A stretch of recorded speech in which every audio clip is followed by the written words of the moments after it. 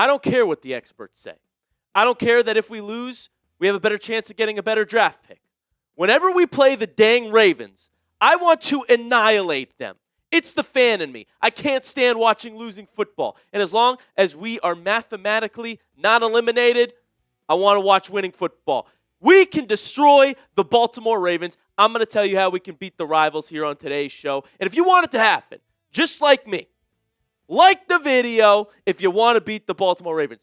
Don't jinx it. It's the Ratbirds. I don't care where we are in the season. I don't care what our chances are to win this year. I want to beat Baltimore. And if you do too, hit that like button. I bet we can do it, Browns fans. We'll be live for it. Join our watch party. We'll be bringing that energy to this Week 11 matchup. Listen, the Browns are +8 right now. That's the spread. Over a touchdown underdogs.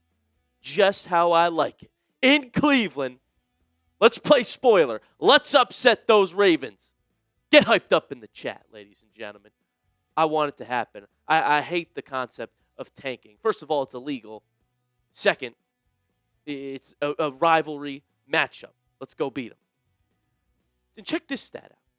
Daniel Yafusi telling us that the Ravens have not swept the Browns since Kevin Stefanski's first year as head coach in 2020.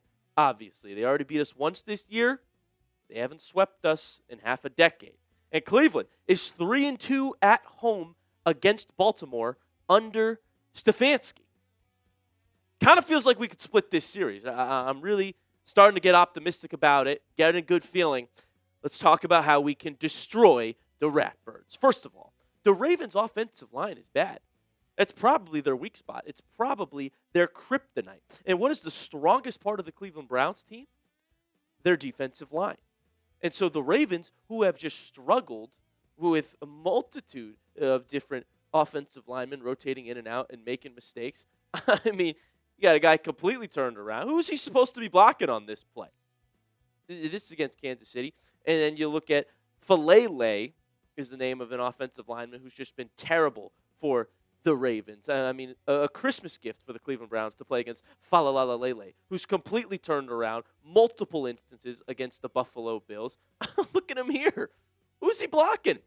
Look, Lamar Jackson has got a bill right in his face because his offensive line cannot hold up. And Lamar coming off an injury this season, I think he's going to be a little bit easier to get to for Cleveland, especially just how bad that Ravens offensive line has been. And Cleveland's defensive line unit is stacked this season.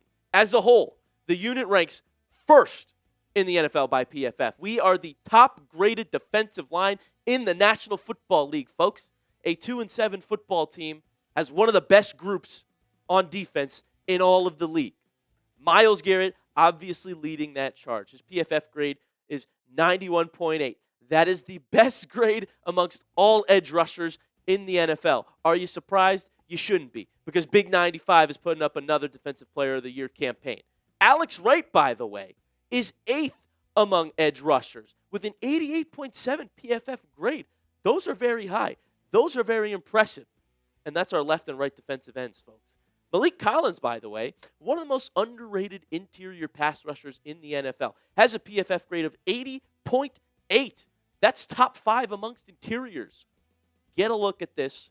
That defensive line against the Ravens offensive line that is poor. This is a way we can win in the trenches, and Myles Garrett can get home, sack Lamar once again. So get excited about that, Browns fans, because we're deep. Our defensive line unit has a lot of depth. I mean, I told you about the starters. I haven't even mentioned Mason Graham yet. I haven't even mentioned Shelby Harris, Isaiah McGuire, who's another underrated D lineman and has a high PFF grade. Shelby Harris as well this season, who has a punt block, a kick block that literally helped us win a football game. Aiden Huntington, super versatile as well. And I see a lot of people calling Mason Graham a bust. They're not happy because he's not filling up the stat sheet. But his impact is still being felt on the field. I assure you, he's not a stat sheet stuffer, but against the Jets, he had a career day.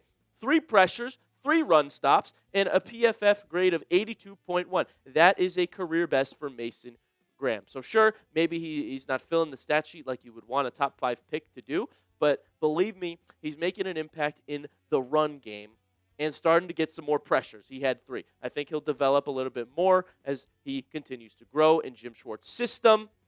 But for now, doing a serviceable job on our D-line. So get to the quarterback, get to Lamar. He's one of my least favorite quarterbacks in the league. Man, I want to take him down. So that's will be the first key for us, Browns. Just limit the Ravens' offense, make it tough on them, expose that matchup where we have the biggest favorite, our defensive line against the Ravens' offensive line. That will be key number 1. How else can we destroy the Baltimore Ravens? We got to expose their defense. Listen, they've actually had some holes on defense this year, especially early on in the season. Some injuries have plagued the Baltimore Ravens all year long. And trust me when I say their defense is exposable, specifically in the early half of the season. I mean, you look at weeks 1 through weeks 5.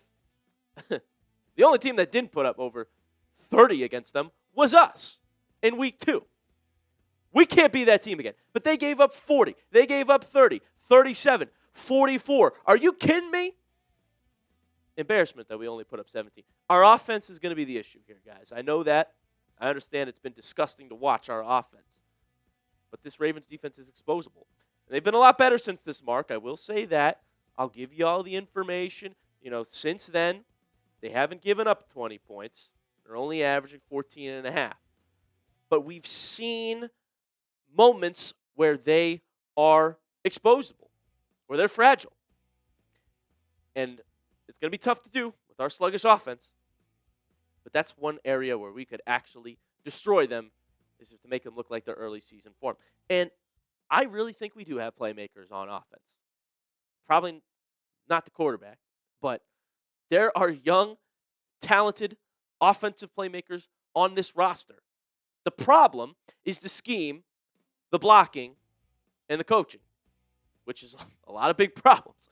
But you can't tell me that Quinshon Judkins, Harold Fannin Jr., David Njoku, Jerry Jeudy aren't talented offensive players. And I think we can make this game plan. Clearly, we have to make it simple for Dillon Gabriel. And I think we could do that. Last week, Jerry Jeudy got a lot more involved, more than he ever had been all season long. Entering week 10, Jeudy was only targeted on 18.7% of his routes. That's a career low for Jeudy. In week 10, he got 32.4% of the targets on his routes, a season high. There was a clear emphasis to get Jeudy the football, and it worked in that regard in the first half. Jeudy had his best game of the year. I like that Tommy Rees wanted to get the number 1 more involved. And when I say make it simpler for Dillon Gabriel, I'm saying get the tight ends in space. We have guys with yards after catch ability. Quinshon Judkins, one of the best runners after contact. David Njoku and Harold Fannin Jr., reception machines. They're big targets, mismatches on a lot of linebackers. If you have to make it simple for Gabriel, just get it to our playmakers and let them do the rest. And as always, feed Quinshon Judkins. He got over 20 carries last week. I like that. Keep doing it. I am worried about the quarterback play. I'm worried that we won't be able to move the ball. But I like that Tommy Rees is going to call the plays again. I say we give him another shot. 1 week, a bad loss. Not saying we go back to Stefanski, though. I'm glad that we're going to keep seeing Rees. It was a little bit better, a little bit more aggressive. Let's watch it one more time. Pick a Browns player, though, to have one big game. Comment a Cleveland Brown that you think could expose the Baltimore Ravens defense. We need it. So comment down below one player that you think could have a big game. This would be how you beat them. I've got more keys coming up for you guys. First, super excited to tell you that this episode is brought to you by Prize Picks. The hard-hitting football action is even better with Prize Picks. The weather might be changing, but the feeling of being right never gets old. So keep the season rolling on Prize Picks by getting $50 instantly in lineups when you play your first $5. Football is in full swing now on Sundays, and I'm big into daily fantasy with Prize Picks. I'm obsessed with it because it makes all the games more entertaining. And before the Browns play, I lock in on all my players in my lineup and their player projections. Prize Picks is simple to play. Just pick more or less on at least 2 player stats. If you get your picks right, you could cash in. You can also follow other PrizePicks players directly on the app and copy their lineups in one click. Whether it's a friend, a celebrity partner, or just someone whose picks you like, hit the follow button and check out every lineup they create in the new feed tab on PrizePicks. You may find my lineup in there. Got Drake May, more than 1.5 passing touchdowns. He's an MVP candidate right now. I expect him to light up the Jets. Bo Nix, more than half a passing touchdown. Javonte Williams, more than 73.5 rushing yards. My friend and Raiders host here told me take Moores against the Raiders, so I'm doing that. That's my lineup. You can download the app today and use code CLNS to get $50 in lineups after you play your first $5 lineup. That is code CLNS to get $50 in lineups after you play your first $5 lineup. PrizePicks. It's good to be right. All right, let's get into my next key on how to destroy our division rival, Baltimore Ravens. Well, get this. I bet we'll destroy them if we win the game. All right. Obviously, no, that's not my key. My key is special teams, get it together. It was embarrassing what we saw against the New York Jets in NFL Week 10. I mean, back-to-back special teams touchdowns given up. Are you kidding me? First, it was a kick return touchdown for New York's first touchdown of the game. Unbelievable. The next series, the Browns had to punt, and it's a punt return touchdown. I've never seen anything like it. That bad. Unfathomable. Can't happen. Daniel Yafusi gave us some numbers here on how bad it was. And this season, the Browns special teams unit has allowed a league-high 3 touchdowns on kick and punt returns. Coach Kevin Stefanski, though, continued to show his support for coordinator Bubba Ventrone. Here's what Stefanski actually said about Bubba. I have a ton of faith in Bubba. I have a ton of faith in our special teams. We have to be better. That's the case. There are ways that we can try to be better. We'll continue to coach our guys hard. We'll continue to give them the techniques to use. But I trust our guys. I trust that we'll get back to work. It's a Stefanski classic. We need to be better. You're damn right you do. And that adds into my final key to victory here, which is be disciplined. Dumb penalties, dumb mistakes, shooting yourself in the foot is not going to cut it against the Baltimore Ravens. It couldn't cut it against the New York Jets. I mean, seriously, you should be embarrassed about this. Undisciplined football, worse than I've ever seen. Stefanski's losing the locker room. With a minute 56 left in the fourth quarter, Jets had a 3rd and 16. We get to Justin Fields. We bring him down. Denzel Ward. But hold on a second. Whistle blows. Holding. Defense. Devin Bush. Automatic first down. Worst thing you could have done in that spot. But we get it back. We get them back to a 4th down. Under a minute left. They line up. They line up to draw us off sides. Everybody in the world knows it. I said, don't jump on the watch party. Cameron Thomas didn't hear me. Neutral zone infraction. Game over. Undisciplined, especially in clutch time. If we make this game close with the Ravens, I don't want to see anything remotely close to this. Guys, we're a surprise team. We've beaten them before when no one thought we could. But the discipline needs to be better. We had 10 penalties for a total of 78 yards. And that's not just the defensive ones I just showed you in the worst possible moment. It was the offense, too. I mean, you had Quinshon Judkins' big run, called back because of Cam Robinson. It was everybody, all 3 phases for the Cleveland Browns. Offense, defense, special teams. Undisciplined all around. I seriously don't understand what you did on the bye week. It was disgusting. So this week, get right against the Baltimore Ravens. If you don't make those stupid mistakes, I really think you have a chance to win this football game. I actually think we can beat the Baltimore Ravens. Not saying I'd predict it. I'm saying we can. I'm saying it's possible. And I just outlined how it would happen.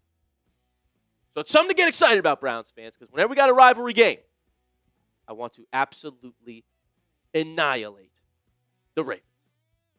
Let's go take a look. Crystal ball. Predict the score for me. Browns, Ravens. Comment yours down below. I want to know what you think is going to happen, Browns fans. Listen, the Browns do what I just said. They'd win the football game. Do I think it's going to happen? No, I'd probably predict the Ravens 27-14.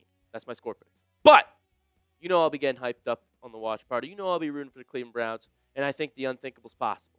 Hey, last year when we switched to Ken Dorsey, we came out and beat the Ravens 29-24, I believe it was. I mean, It's one of those division games where literally anything can happen. We had a surprise win against the Steelers in the snow last year. It's probably one of the most fun games I've ever watched. Like, don't count us out. I want this win so badly, no matter what. Hit that subscribe button so you know when we go live for this Browns-Ravens watch party. It's coming up this Sunday. Should be a fun time, folks. Browns fans, appreciate you so much for tuning in. Hit that sub button. Let's go beat Baltimore, and I'll see you next time.